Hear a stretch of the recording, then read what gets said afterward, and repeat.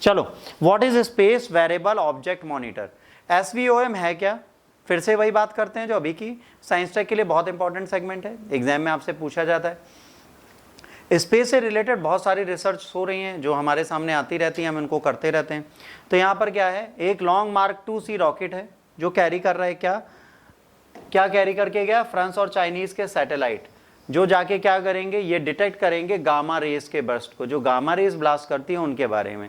ये लॉन्च किया गया लॉन्ग मार्क 2C रॉकेट द्वारा, ठीक है, Xichang satellite launch centre south west China से, जहाँ जो कहाँ है, सिचुआन प्रोविंस में है। 930 किलोमीटर वेटेड है, 4 इंस्ट्रूमेंट लगे हैं, 2 फ्रांस वालों के 2 चाइना वालों के। Satellite 600 kilometre above the earth जाएगा, मतलब लोअर अर्थ ऑर्बिट में सेटल होगा, ठीक है। That has been designed for the life of 5 years। अब पहला क्वेश्चन आता है, सर 5 साल बाद क्या होगा?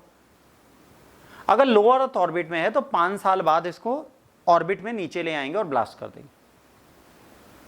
अगर लोअर अर्थ ऑर्बिट में जो सैटेलाइट्स होते हैं उनको हम नीचे ले आते हैं और एटमॉस्फेयर में आके जल जाते हैं, तो 5 साल बाद इसको भी हम देंगे भस्मीभूत कर। सैटेलाइट हैज बीन हो गया। अब ये साइंटिस्ट एक्सपेक्ट करते हैं कि इसका ऑपरेशनल जो है वो 20 साल तक चलेगा, अगर चलता रहा ठीक, नहीं चला तो ब्लास्ट। अब गामा रेस बर्स्ट होता क्या है? GRB generally occur after the explosion of the huge star, जो 20 टाइम ज्यादा बिगर हैं किससे? सन से। जब सन एक स्टार ब्लास्ट करता है तो उससे क्या निकलती है? गामा रेस, ठीक।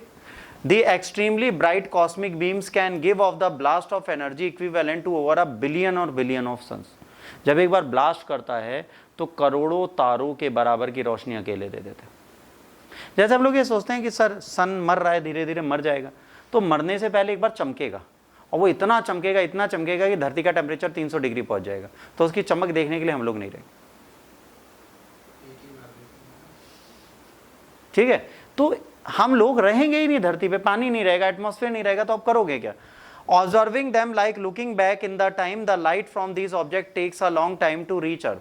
अब ऑब्जर्व करेंगे उनको, क्योंकि भाई जो आज आपके सामने सितारा टूटा हुआ दिख रहा है वो आज नहीं टूटा होगा, करोड़ों साल पहले टूटा होगा, क्योंकि उसकी लाइट ट्रेवल कर रही है ना हमारे पास।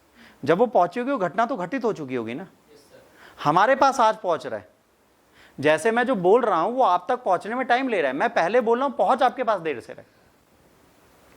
वो घटना जो हो रही है वो मैं पहले कर चुका हूं, आप तक पहुंचने में समय ले रही है। भले वो मेरा साइन हो, सीन हो, कुछ भी हो, मैं हाथ हिला रहा हूं, कुछ कर रहा हूं, आपके पास जल्दी पहुंच रहा है, नेट वेवलेंथ से और धीरे पहुंच रहा है। यहां जो आवाज आ रही है उससे धीरे ऑनलाइन चल रही है, तो जो घटना यहां घटित हो रही है वो उनको बाद में दिख रही है।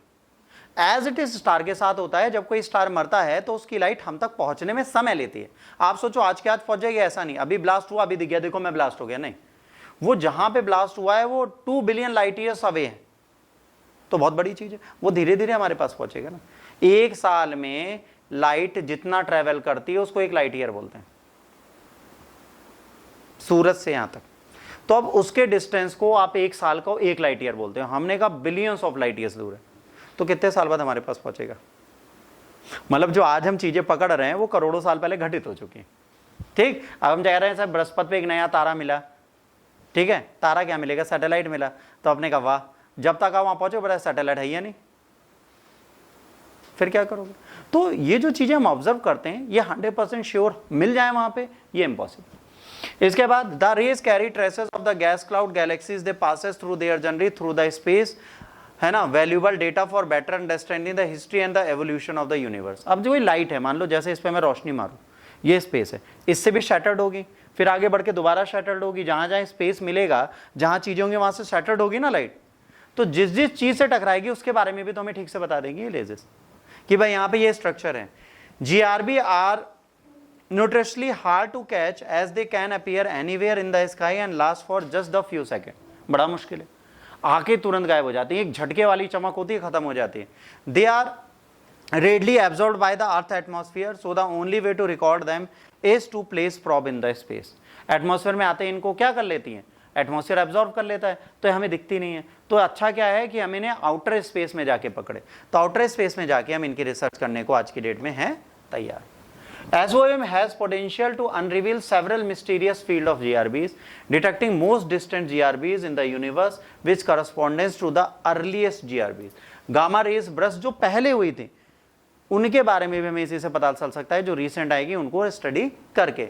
The data gathered will help to test the law of physics under the condition that can not be replicated on the earth and provide insight of the dynamic of the universe.